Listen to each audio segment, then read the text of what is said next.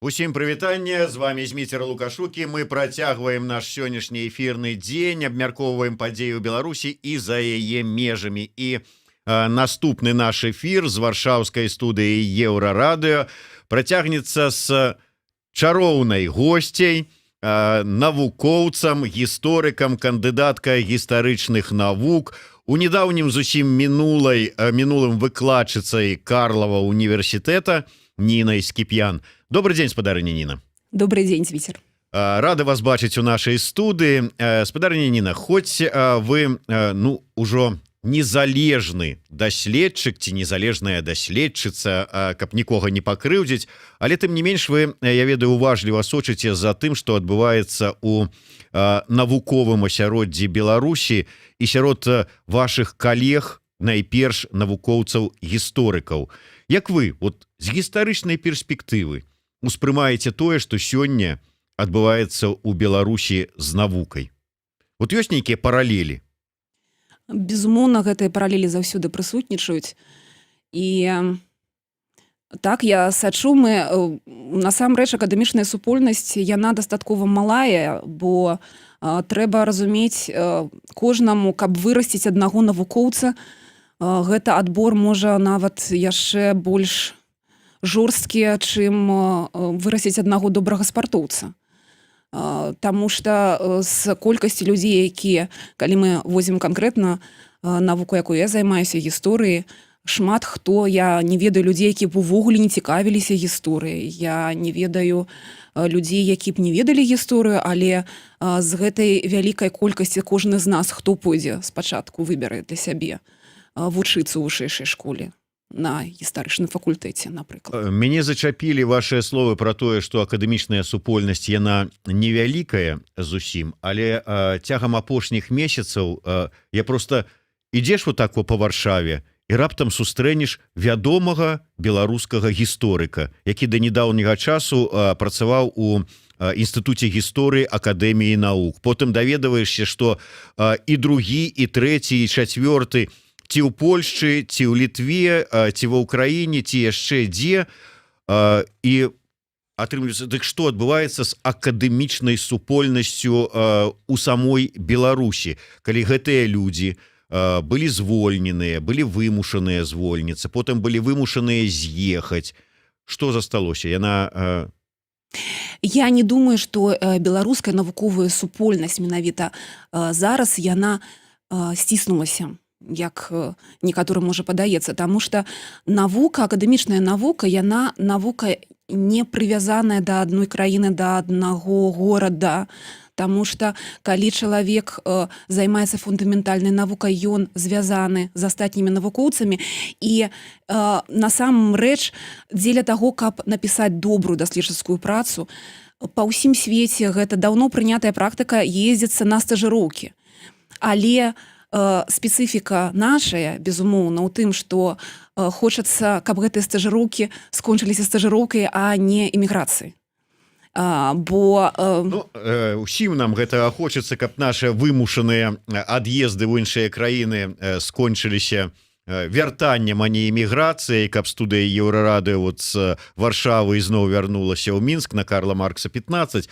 Тым не менш, вы сказалі, што да, я згодны, навукай займацца і гісторыяй у тым ліку можна займацца паўсюль. Тым больш, што архівы, розныя там бібліятэкі, яны, можа быць, па ўсім свеце багацейшыя, чым дзесьці ў Мінску. У пэўных ступенях. Але все ж таки гісторыкі, гэта такая, даволі спецыфічная навука. Калі мы кажам пра фізікаў там якіх, то ім заўсёды знойдзецца месца, бо ўсе думаюць, як там развіваць там фізіку, як вышуківаць новыя там, я не ведаю, тое, што можна скарыстаць у гаспадарцы нармальныя там працэсы там нейкія іншыя. З гісторыкамі іншая сітуацыя. І чалавек з'ехаў. Ці ёсць у яго магчымасць займацца сваёй акадэмічнай даследчыцкай працай за мяжой, ці ён вымушаны, умоўна пайсці ў дворнікі, каб неяк было на што жыць, а ў свабодны час яшчэ займацца навукай. На дадзены момант такая магчымасць ёсць. Ці скажем так, я сама перажыла працэс эміграцыі не палітычнай, сямейнай, але тым не менш магу адзначыць, што калі навуковец склаўся як адзінка, калі ў яго ёсць рэпутацыя, калі ўзровень яго даследаванняў прызнаецца акадэмічнай супольнасцю у шырокім сэнсе, так, сярод калег замежных даследчыкаў, знайсці сваё месца і адшукаць працу не да такой ступені цяжка. Па-першае, бывае, што неабходна вывучыць мову краіны прыбывання, для таго, каб чытаць гэтыя лекцыі, але, напрыклад, калі чалавек з'яўляецца ўвогуле унікальным спецыялістам, ён можа сабе нават дазволіць чытаць лекцыі на мове, якой будуць перакладаць.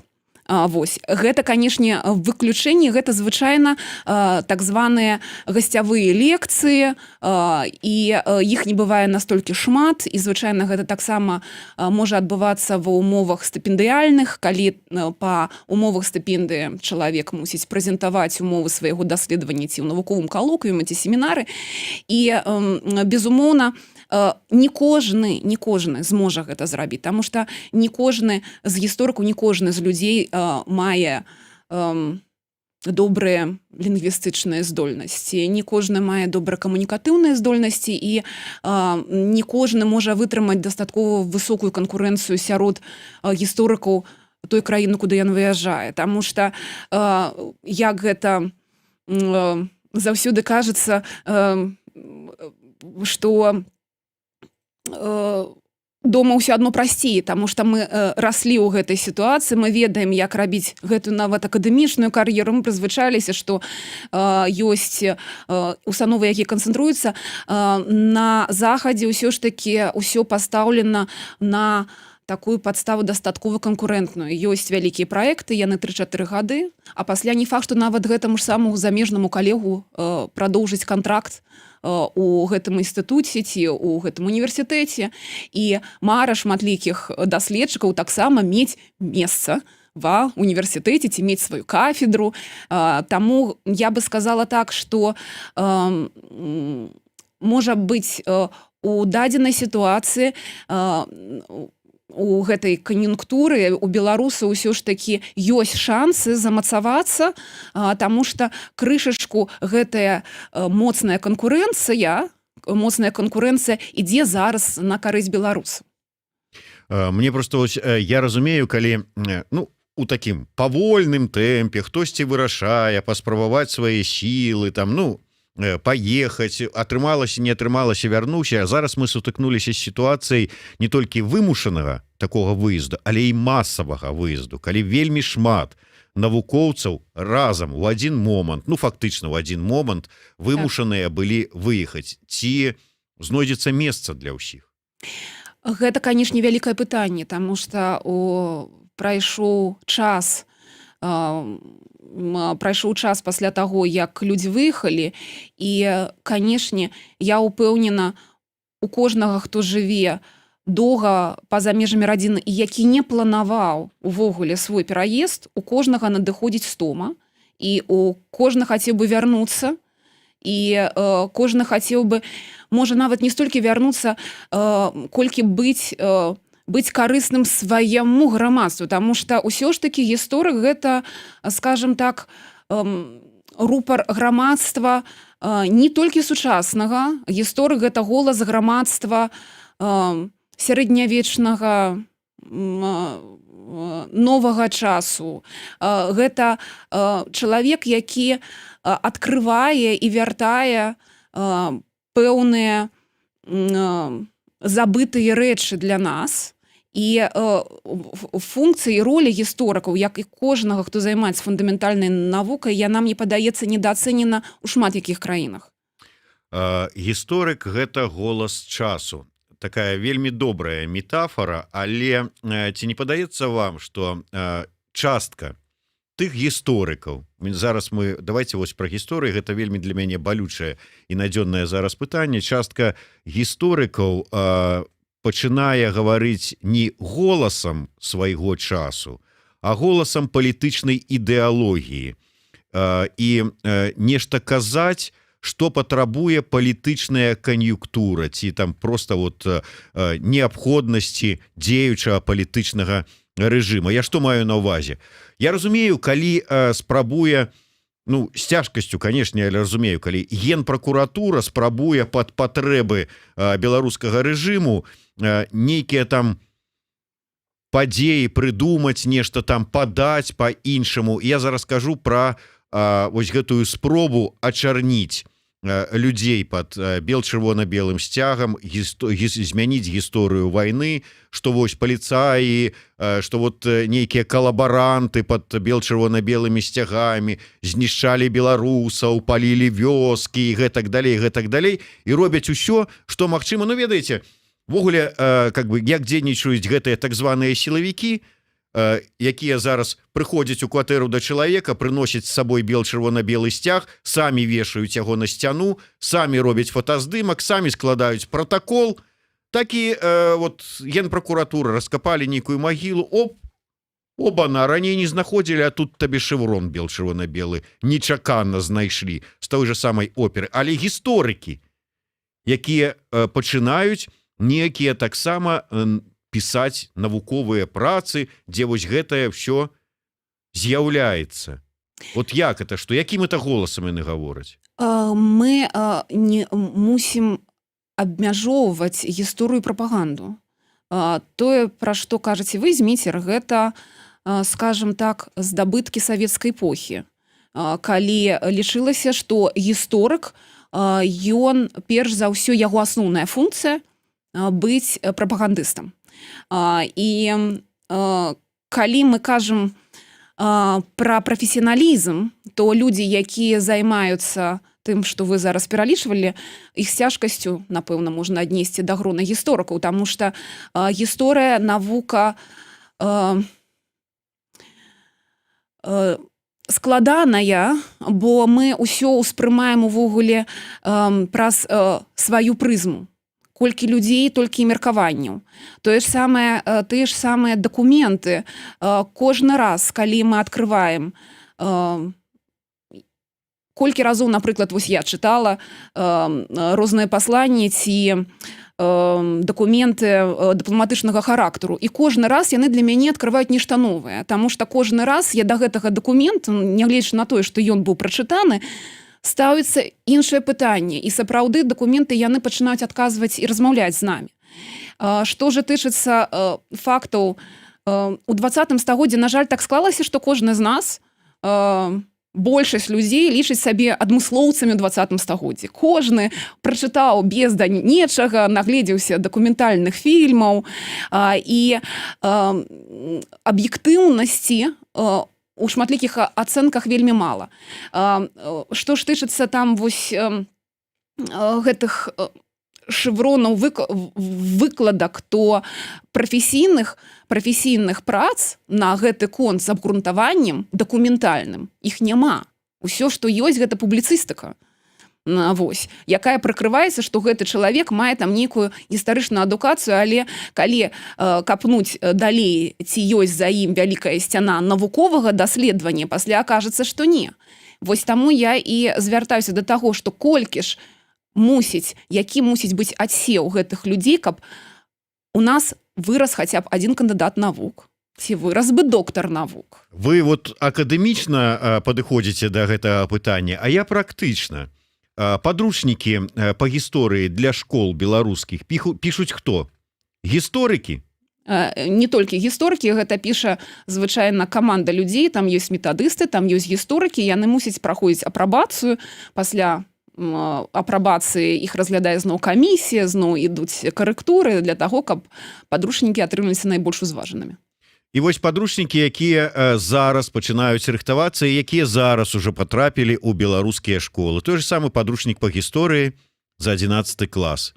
Вот с аднаго боку мы разумеем прапагандысты, мы разумеем чыстая навука гістарычная, этакі ружовы поні ў вакууме, да якога большасці беларусаў как бы можа і цікава было б дакрануцца, но ён дзесьці там далёка ў гэтым вакууме і как бы рукі не даходзяць.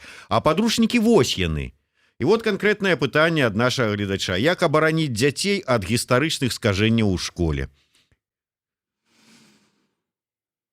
Размаўляць з дзецьмі, вучыць іх крытычна падыходзіць к інфармацыі.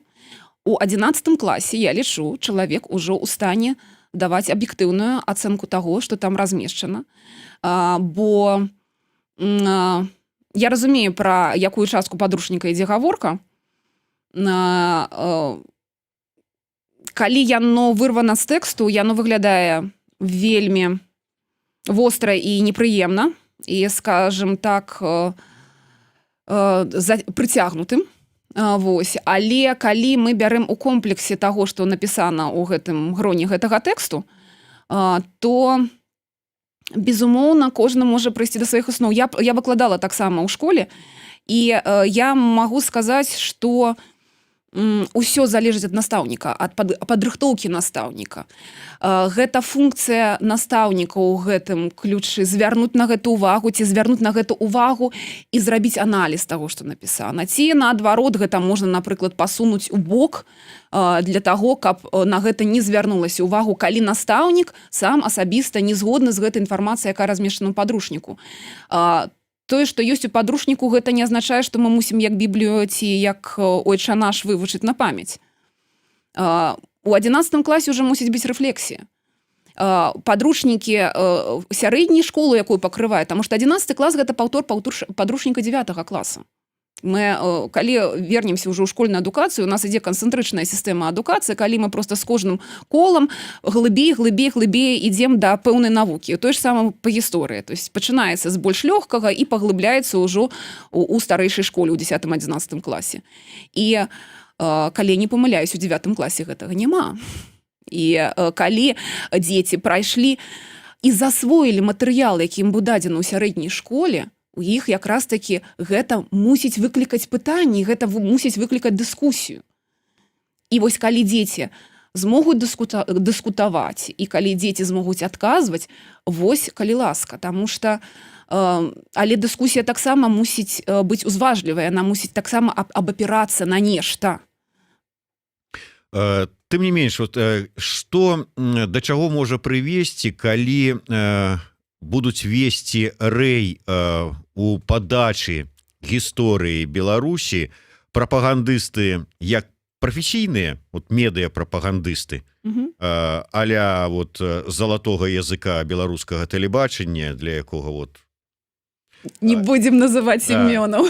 І працягваючы прапагандыстам ад навукоўцаў-гісторыкаў.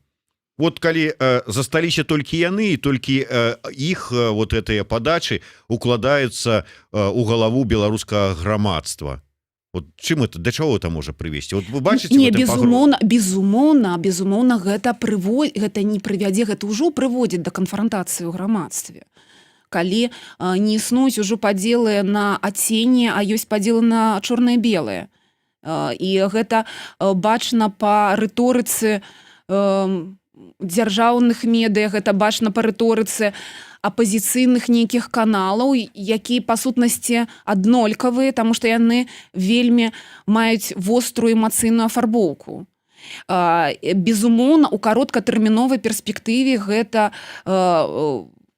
падзеліць людзей па лагерах, таму што тыя, якія прытрымліваюцца дэмакратычных каштоўнасцяў і вераць у сімволіку гістарычную, яны будуць абураныя тым, што там будзе напісана. Гэта могуць узнікаць канфлікты сярод дзяцей, сярод настаўнікаў. А зноў жа, у нас ідзе гаворка пра спрацаванне звычайнага асабістага фактару. Наколькі хто будзе утрыманы, наколькі будзе узважлівай і наколькі людзей хопіць, каб гэту утрыманасць неяк прадоўжыць у перспектыве. Тое, што адбываецца ў Беларусі, паказвае, што напружванне ў грамадстве вельмі моцнае, што будзе дастаткова проста нейкага маленечкага, каб гэта нешта уздрыганулася, успыхнула і ўзарвалося. Я з такой баязню гляджу у перспектыву. канешне, але у доўгатэрміновай перспектыве, калі мы вернемся нават у самыя скрушныя часы савецкага панавання, калі быў таксама дыктат рэпрэсій, калі гісторыя была як навука прапагандысцкая, савецкая гістарычная школа не пазбавілася просто выдатнейшых навукоўцаў. Беларуская гістарычная школа і праз тое, што забаранялі займацца палітычнай навукай, яна праз эканамічную гісторыю працягвала займацца гісторыяй Беларусі. І тут важна тое, што калі ты прыходзіш у навуку, калі ты пачынаеш займацца, калі ты бачыш гэтыя дакументы, калі ты бачыш крыніцы, перша крыніцы, і пры наяўнасці крытычнага падыходу і умення аналізаваць, усё становіцца па сваіх месцах. Таму я думаю, што, безумоўна, для шырокага кола грамадства гэта вельмі востра і непрыемна, тое, што адбываецца, але для у доўгатэрміновай перспектыве няхай адзінкі, але застануцца людзі, у якіх застанецца крытычнае мысленне, якія змогуць проста рабіць і праводзіць добрыя даследаванні. Вы нават у гэтым, я яшчэ разумею, калі там кажуць пра, не ведаю, там змагароў, там ці пра рок-н-рол, там які там кажуць, што нас не забівае, то робіць нас мацней, а вот музыкі паказалі, што вот такія актыўныя падзеі там і рэпрэсіі, яны толькі даюць натхненне для творчасці, але это тычыцца і гісторыкаў, аказваецца, вот ціснуць, а вот гэта паляпшае якасць. Гэта, скажем так, гэта можа выводзіць гісторыкаў на новы ўзровень, таму што некаторыя гісторыкі, якія адышлі, заснавалі свае YouTube-каналы, дзе яны расказваюць папулярна пра гісторыю Беларусі.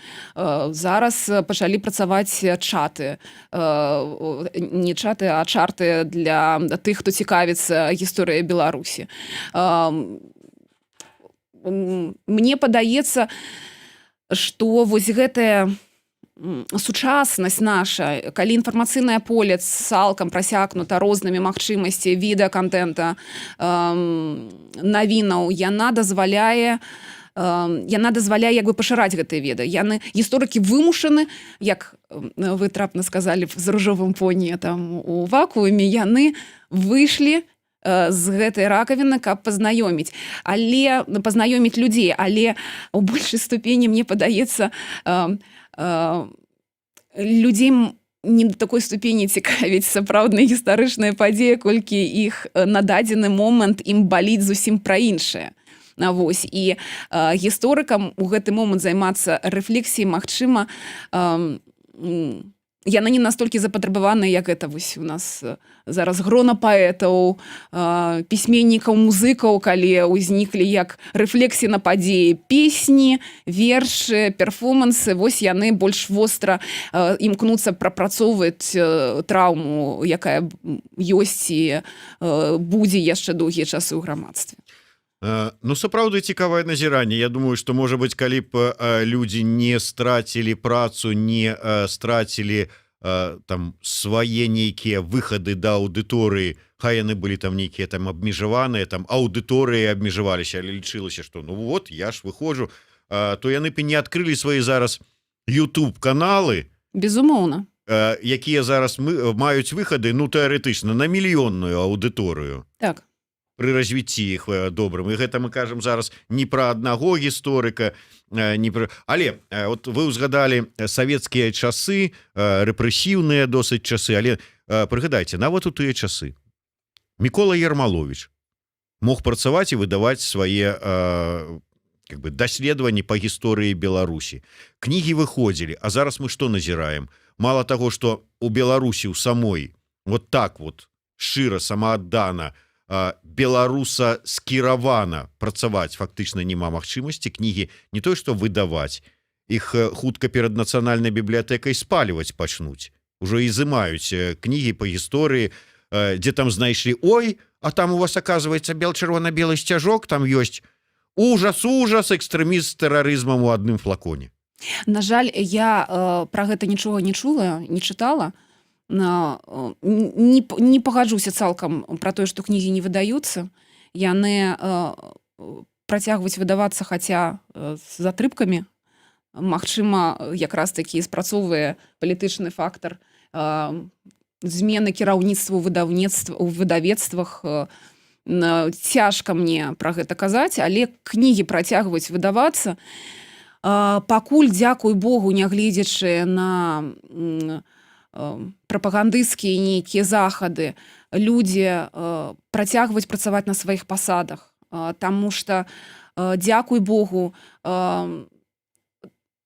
прафесіяналізм ён цэніцца паўсюль, пакуль яшчэ. Будзем спадзявацца, што гэта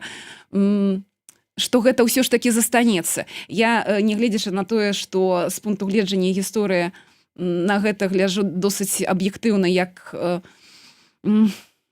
што яно будзе хутчэй за ўсё развівацца ў больш жорсткі варыянт, але ўсё адно як чалавек ідэалістычны, мне хочацца і аптымістычны, каб нармальная думка перамагла і нармальнае стаўленне, што немагчыма знішчыць і пакінуць выпаленае поле, што патрэбна, каб заставаліся людзі, які б маглі прадаўжаць любую традыцыю ў любой навуцы, у любым месцы, у любой установе, таму што толькі праз людзей гэта ўсё перадаецца. І спадзяюся, што людзі, выканаўцы на ўсіх узроўнях, урэшце рэшт, апрытомніць і перастануць разважаць у такіх вялікіх катэгарызмах чорным і белым.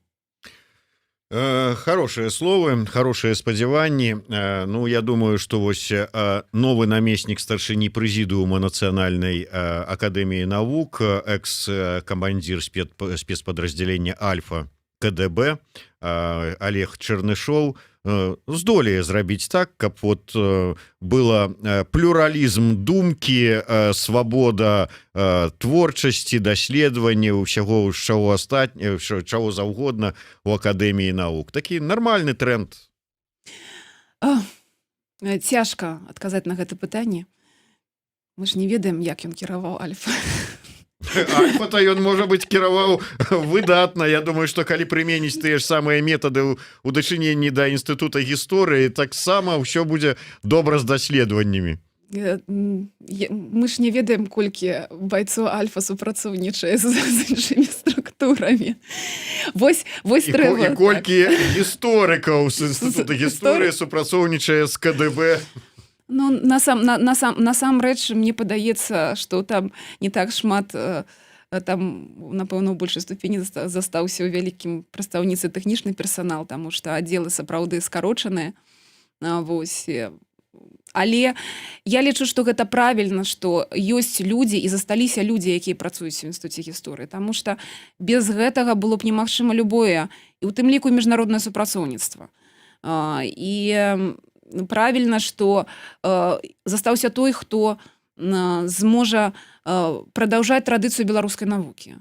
І пакуль, наколькі я ведаю, ніхто не пайшоў на здзелку ні са сваім сумленнем, ні са сваімі прынцыпамі. Таму калі чалавек прафесіянал, калі не ідзе вось гэтая моцная эмацыйная афарбоўка, гэта вельмі дапамагае. Таму мне падаецца, у той сітуацыі, якая ёсць, варта проста захоўваць у сабе вось гэтае нейкае зерне ўзважлівасці і зерне спакою, таму што сітуацыя сапраўды вельмі напружаная, і мне падаецца, эмоцыі часта перавешваюць логіку.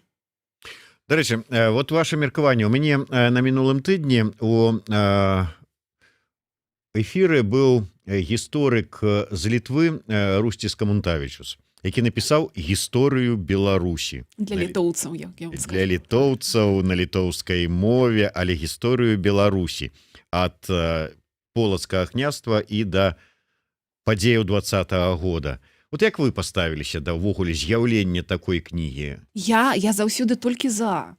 Я за тое, каб у кожнай краіне Еўропы, свету ўзнікалі падручнікі на добрай фундаментальнай акадэмічнай базе, цікава напісаныя, якія б расказалі пра гісторыю Беларусі. А вам не падаецца, што пакуль вось існуючай дзяржаве беларускай, у прынцыпе-то гісторыя не патрэбна па вялікаму рахунку? асабліва туды вот далей гэтая гісторыя для іх вот с 41-го года у лепшым выпадку нешта пачынаецца вот Великая Отечественная война, деды воевали, 94 год деды дали наказ выбраць Лукашенко і гэтак далей. Вот, а што тую гісторыю паціху расцягваюць іншыя. Я не думаю. Такое меркаванне яно было, ведаеце, у 90-х, калі пасля развалу Савецкага Саюза, калі ўтвараліся ці зноўку самаабвясціліся рэспублікі і балтыйскія рэспублікі і Беларусь, ну астатнія рэспублікі Савецкага Саюза былога. Вось існавала меркаванне, што вось літоўцы там сабе прыпісваюць, там перапісваюць. Насамрэч, гэта зноў жа да пытання школьнай адукацыі, таму што ўсе нашы ўяўленні пра гісторыю яны закладаюцца ў школе. Што, як, якія прыярытэты. Безумоўна, калі я памятаю, там асноўны бот у гэтым інтэрв'ю быў наконт Міндоўга. Но навошта нам, беларусам, адзначаць дзень каранацыі Міндоўга, літоўскага караля? Ну, навошта? Але мы ведаем, што у нас на нашай тэрыторыі не абавязкова Новагрудку, недзе побач, хутчэй за ўсё, на нейкім полі, таму што там жа мусіла быць шмат людзей, в замак жа ўсіх не запусціш. Каранаваўся гэты Міндоўг. На нашай тэрыторыі. Ад таго, што прыедуць літоўцы і скажуць, што мы хочам паехаць у Беларусь, каб паглядзець на гістарычнае месца, дзе нашага караля каранавалі. Ну так, welcome, няхай прыязджаюць. Правильно. Лепш мы будзем больш дасканала ведаць гісторыю жыцця князя Астрожскага. Напрыклад. І што прывяло яго да перамогі падворшай. Напрыклад, ці ўвогуле будзем вывучаць, таму што гісторыю, таму што калі мы ўжо пачалі размаўляць пра 16 стагоддзе, пра пачатак 16 стагоддзя, то новаўтвораныя магнацкія роды літоўскага паходжання, балтскія, яны з задавальненнем браліся шлюбамі з прадстаўнікамі рускіх князёў ці Гедымінавічаў, каб з праваслаўнымі. Таму гэта настолькі ўсё пераплецена. І я не згодна, што ёсць там літоўская, ёсць беларуская, ёсць польская, ёсць агульная гісторыя. І гэтыя гістарычныя працэсы, яны паўсюль аднолькавыя. Толькі што мы, як гісторыкі з пэўнай краіны ці з пэўнага рэгіёну, мы паказваем гэтыя працэсы на сваім матэрыяле, на сваіх дакументах. І калі мы бярем гэта ў агульнасусветнай перспектыве, мы бачым, што усе шляхі вырашэння праблемаў, узнікнення праблем, яны па сутнасці аднолькавыя. Спецыфіка лёгкая прысутнічае, але гэта ўсё адзіная вялікая чалавечая сям'я. Ніна, трэба завяршаць, таму на заканчэнне. Просто твае парады. Два аспекта.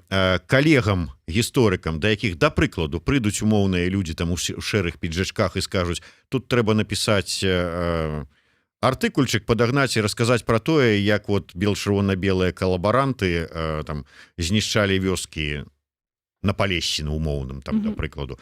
І другое, да людзей, звычайных беларусаў, якім вот праз пэўны час генпрокуратура скажет: о, посмотрите, вот они папочки, вот они доказательства вот этих зверств, этих вот экстремистов, террористов бел-чырвона-белых, БЧБшников, як яны кажуць. Змагароў яны яшчэ кажуць, і Да, сведамітаў. Так, сведамітаў, чамусьці па-украінску. Ну, па-першае, калегам не здражваць сваім прынцыпам. Просто заставацца самім сабой. Вось і ўсё, таму што здзелкі з сумленнем да добра не даводзяць. А людзям, людзям просто крытычна ставіцца да ўсяго, што ім паказваюць. Гэта, безумоўна, цяжка, але шукаць сабе іншай крыніцы інфармацыі, больш цікавіць сваёй уласнай гісторыі. Ну так, і глядзець, да прыклад, YouTube-канал Чырвінскага, чытаць кнігі, пакуль іх яшчэ не спалілі перад нацыянальнай бібліятэкай, Ляхара, ну і ввогуле чытаць працы іншых знаных беларускіх гісторыкаў. Вось Ніны Скіп'ян, да прыкладу. Дзякуй вялікі. Ніна Скіп'ян, Зміцер Лукашук у эфіры Еўрарады. Слухайце, глядзіце нас, у нас яшчэ сёння цікавыя эфіры для вас ёсць.